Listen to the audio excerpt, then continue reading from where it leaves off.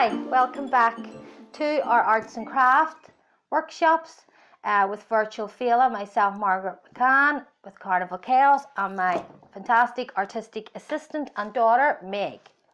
Say hi, Meg. Today we are going to be making Celtic wall hangings.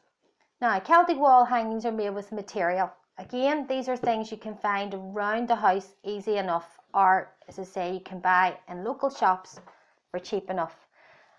You'll see a finished product at the end, but I'm going to show you step by step how you go about this. So first of all, you need material. Now, white material you need. So basically, if you can find an old pillowcase like this, which is perfect, or an old sheet, you can cut a piece off, but white is your best option. Or if you can't find white, a very light cream would even do, or a very pale yellow. So what we do is we start off with a piece of material like this, and depending on what you want to put on it, the wall hangings we're doing pretty narrow. We're doing them in A4 size paper. So for that, you kind of just measure basically what your width is going to be on your hanging. So you want to leave a bit of space on either side and a good bit of space like this, top and bottom. And the reason you need to leave the space is we're going to attach on little poles at the top so that we can hang it up on the wall. Now these look great hung up around the home, and you can incorporate all kinds of different designs. They don't have to be Celtic. You can really put anything you want, but the Celtic ones look really well painted or drawn in nice rich colours. So once you have got your design on, you can cut your material to fit. So basically you're talking about a rectangular piece of material like this. Now, before you get your design and put it on, the best thing to do is to age the material. So you want to make the material look like it's old and stained. So what we do is we just use, Meg, coffee, don't we? Coffee or tea bags. Mix it, just an old tea bag you've used, just squeeze it into a cup with some water, and just with a paintbrush you can dab it on the material, or with coffee the same, and you can get this effect where you have like a stained look on the material. You don't have to do this, it's just something that if you want to make it look like an older wall hanging, but you can leave it just with the plain white background if you wish.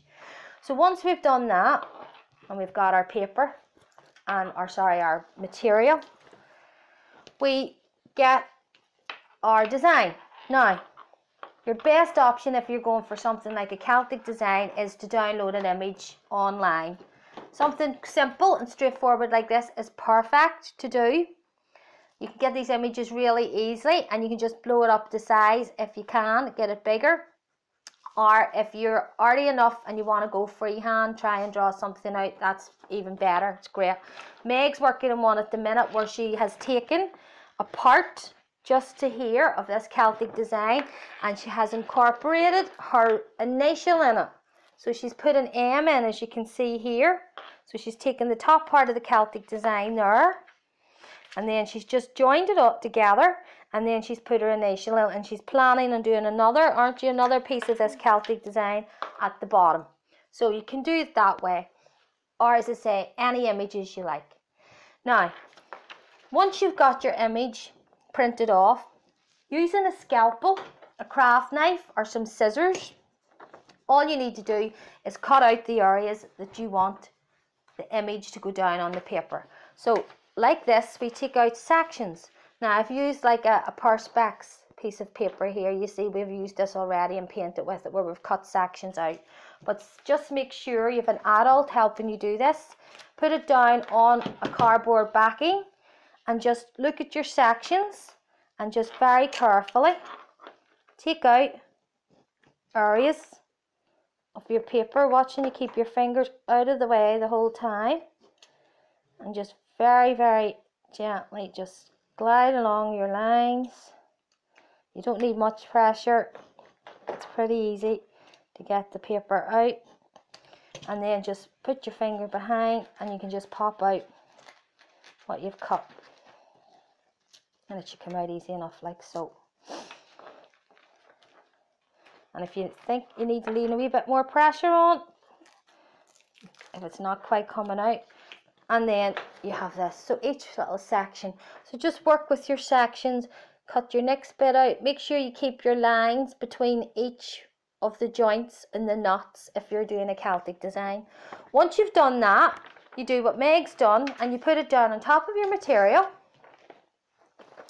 Either whether you've cut it out on paper or whether you've cut it out on the plastic sheeting. And once you've done that, what you can do is take a marker, if you black marker, Meg, and just draw around the inside of each of your lines. And as you do that, your design will appear onto your material. And just go around each line. And you can tape this down if it's moving around for you and you want to keep it nice and flat. You can just tape it down with a little bit of masking tape or sellotape. And just go around each one of those till you see your design come out. You can draw this out with pen or marker, any colour marker you wish. Once you've done that, then it's a matter of colouring your image in.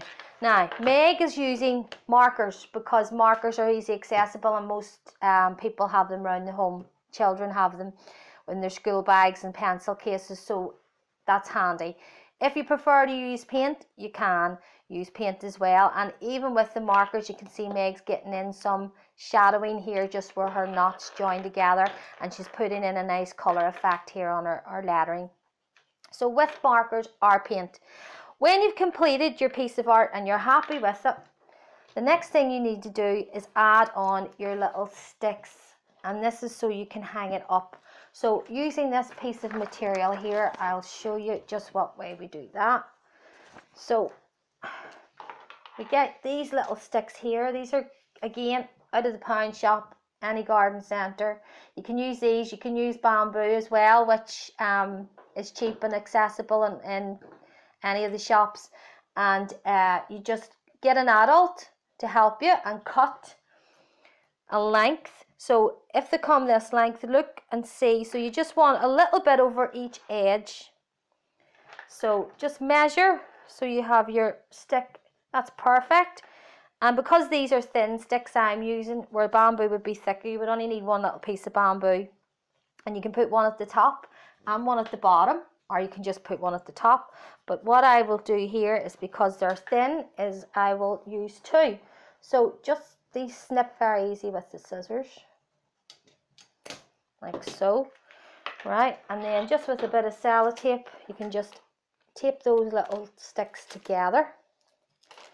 And this is just as I say, because there's not really any weight in the material you're hanging if you're doing a smaller version.